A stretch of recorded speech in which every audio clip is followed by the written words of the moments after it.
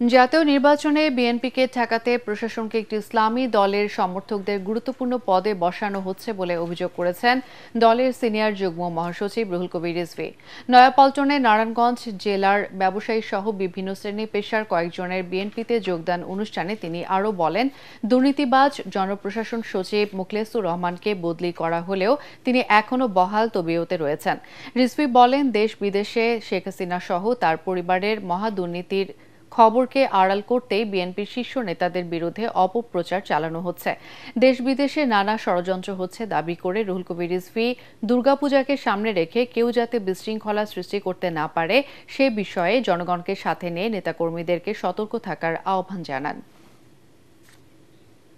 আরেকটি বিশেষ রাজনৈতিক দলের লোকজনকে বিসিএসপি বানানো হচ্ছে।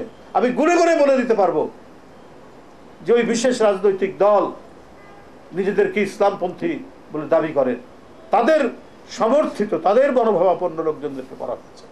তার মানে কি যে আগামী নির্বাচনে বিএনপিকে প্রতারিত করা, বিএনপি যাতে কোনো সুবিধা করতে না পারে, তারা যাতে একটা অবাধ সুষ্ঠু নির্বাচনে ভালো ফল করতে না পারে, এই কারণে প্রশাসনকে তারা তাদের নিজের হাতের মুঠোয় নেওয়ার